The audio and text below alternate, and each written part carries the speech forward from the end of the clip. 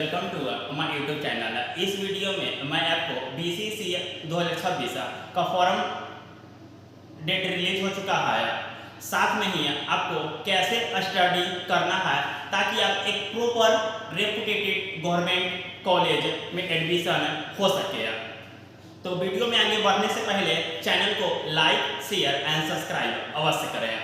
So let start the video. अब हम discuss करेंगे इस वीडियो में आपको कि फॉर्म से रिलेटेड जितना भी लोगों का स्टूडेंट का डाउट था, साथ ही फॉर्म भर देना ही सिलेक्शन का गारंटी नहीं है, उसके लिए आपको एक प्रॉपर स्ट्रेटजी फॉलो करना होगा। तो वीडियो में बने रहिएगा, वो भी आपको बतलाने वाला हूँ। तो चलिए देखते हैं बीसीसी 2026 का जो ऑनलाइन फॉर्म फिलअप स्टार्ट हो चुका है। 15 मई से इसका फॉर्म भरा जा रहा है। लास्ट डेट जो कि इसका बीसीसी के ऑफिशियल साइट पर है बतलाया गया है 5 मई 2026 को। एडमिट कार्ड कब रिलीज होगा? वह 22 मई 2026, यानी कि अब आपके पास महज 1100 रुपया ओबीसी कैटेगरी के लिए पीसीएमबी यानी कि उनको पेपर देना पड़ेगा फिजिक्स, केमिस्ट्री, मैथ, बायोलॉजी, और एससी एसटी के लिए 550 रुपया रखा गया है और पीडब्ल्यूडी के लिए 550 रुपया है। याद रखिएगा हमेशा कि इस एग्जाम में नेगेटिव मार्किंग है, यानी कि 1/4 है। एक सही होने पर आपको 4 मार्क्स दिए जाएंगे, वहीं पर आपका एक गलती होगा तो आपको एक नंबर सही में से काट लिया जाएगा। तो ध्यान से नेगेटिव मार्किंग को ध्यान से आपको रखकर ही क्वेश्चन को सॉल्व करना है। जो एग्जाम होगा वो आपको पेन पेपर में होगा।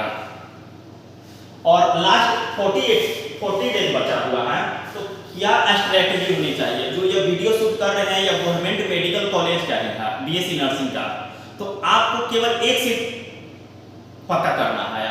तो इसके लिए कोई सुपर माइंड की आवश्यकता नहीं है, बल्कि हार्ड वर्क की आवश्यकता है। तब मैं आपको स्ट्रेटेजी बतलाने वाला हूं कि कैसे पढ़ें ताकि मेरा सिलेक्शन हो सके। फ्रेंड्स, अब हम लोग देखने वाले हैं लास्ट 30 डेज में क्या प्रॉपर स्ट्रेटेजी होनी चाहिए किसी भी एक बीसीसी एस्पिरेंट के, ताकि वे एक गवर्नमेंट सीट हासिल कर सके।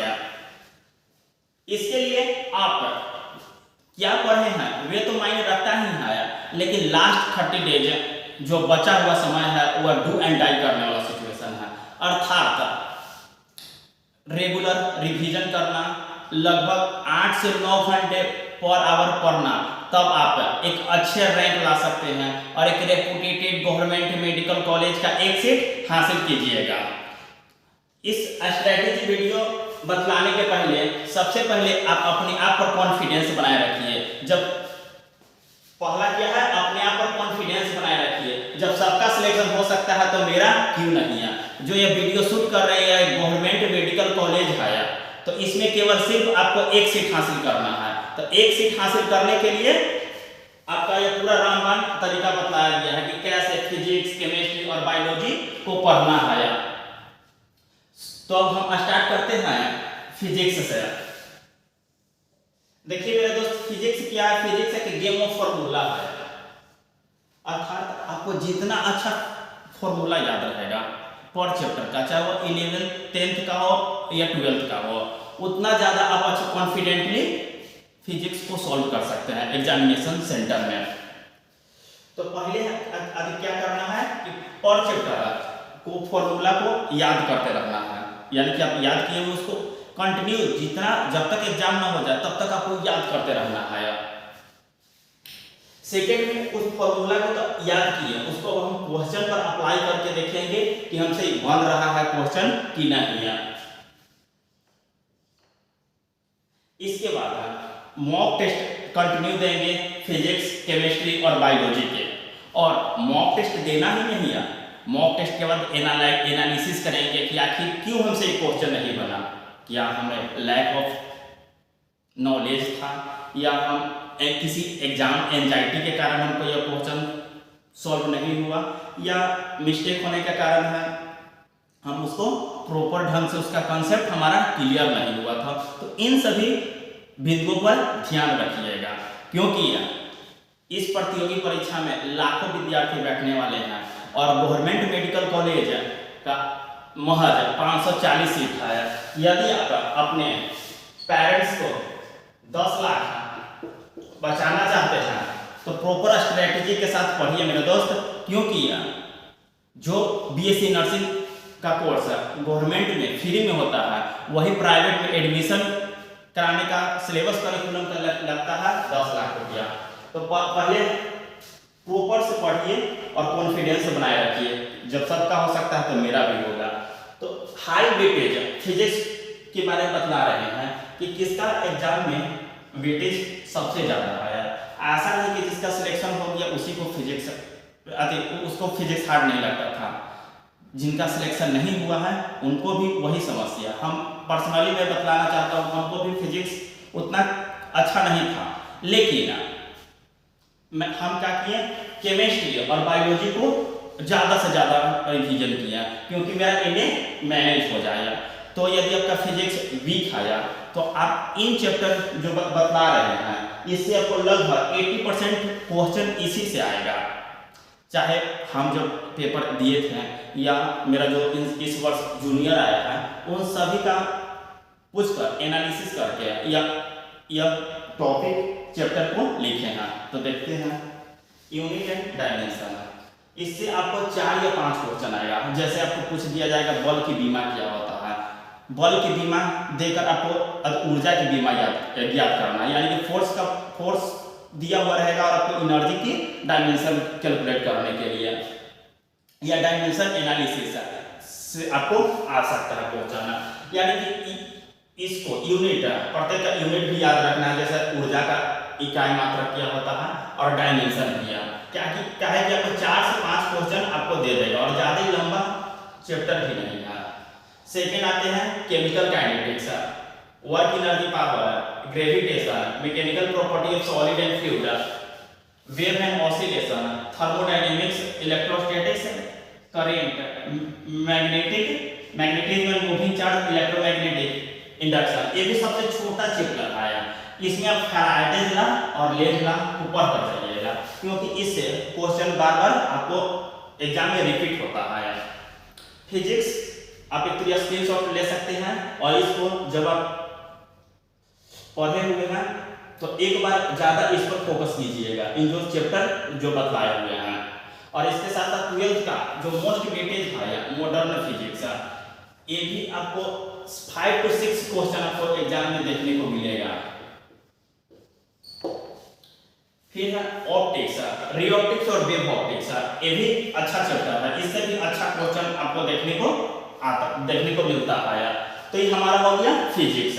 तो फिजिक्स को पढ़ने का क्या तरीका हुआ, जो लास्ट 30 डेज में आप एग्जाम को क्रैक करना चाहते हैं तो पहले प्रत्येक चैप्टर जो दिया हुआ है उसको फॉर्मूला को याद करेंगे। फॉर्मूला को याद कर लिए उससे सिलेक्शन तो होगा नहीं, उसके साथ आपको उस फॉर्मूला को अप्लाई करना है, क्योंकि 100 फिजिक्स का जो फिजिक्स में जो 100 क्वेश्चन रहेगा उसमें आप लगभग 30 या 40 क्वेश्चन डायरेक्टली आपको फॉर्मूला बेस्ड रहेगा। फॉर्मूला याद है उसको अप्लाई करेंगे और अप्लाई करके 4 मार्क्स अपना बनाएंगे। अब हम देखते हैं केमिस्ट्री में।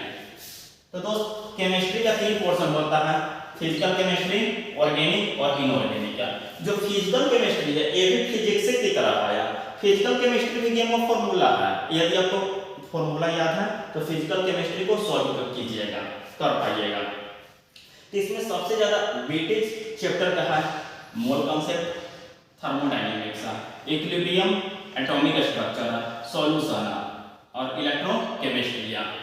इस सभी का फॉर्मूला याद करना है। जैसे मोल किसी का मास दे दिया और तो आपको मोल याद करना है, तो आपको फॉर्मूला याद रहेगा, तभी आपको क्वेश्चन को सॉल्व कर पाइएगा। साथ में आपको एनसीईआरटी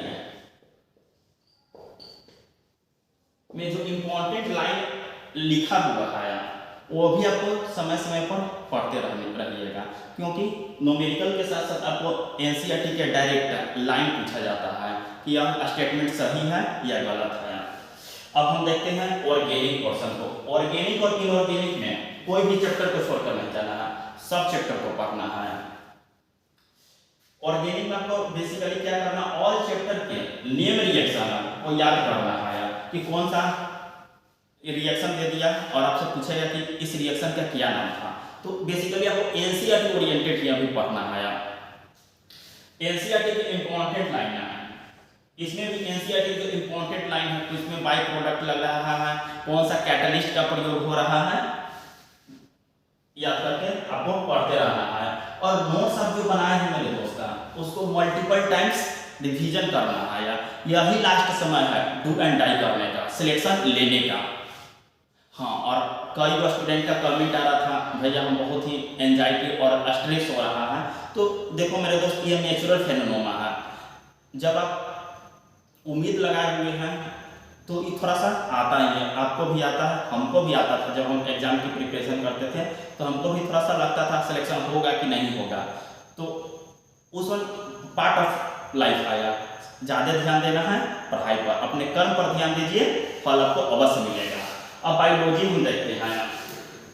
बायोलॉजी आप देखिए, बायोलॉजी और केमिस्ट्री आप स्ट्रॉन्ग रखिए। आपका सिलेक्शन और फिजिक्स को यदि मीडियम भी रहेगा ना मेरे दोस्त, तो सिलेक्शन आपका हो जाएगा। क्योंकि बायोलॉजी और केमिस्ट्री यदि आपका स्ट्रॉन्ग बनाए हुआ, अच्छी तरह से रिवीजन करके जाइएगा, सिलेक्शन अवश्य होगा। तो बायोलॉजी के प्रत्येक चैप्टर को तो आपको पढ़ना ही है।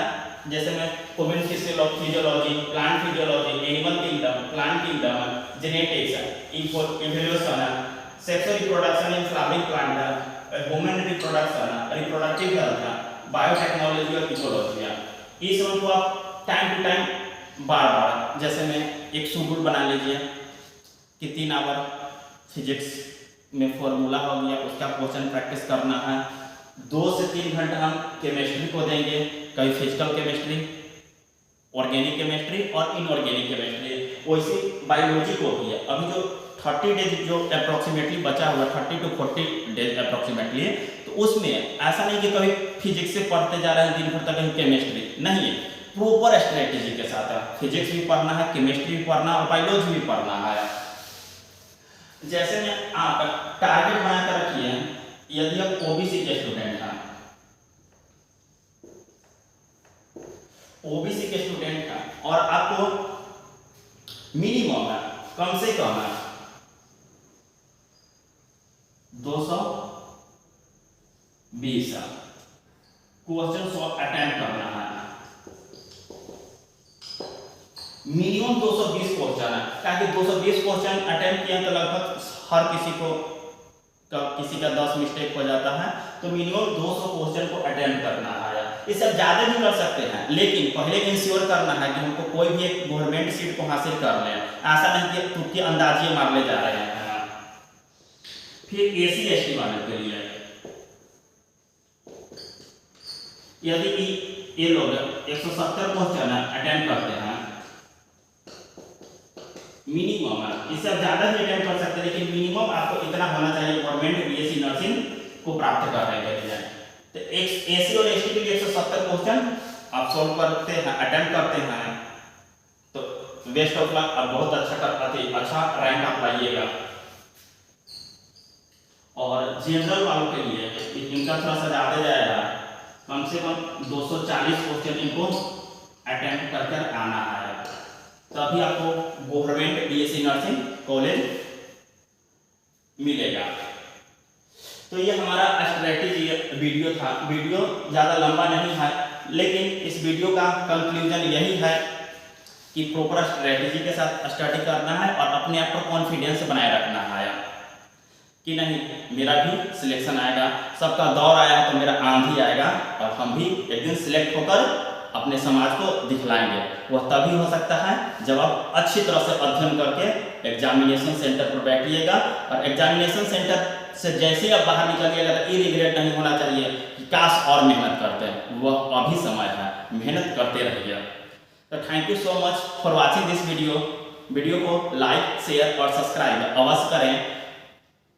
Thank you so much.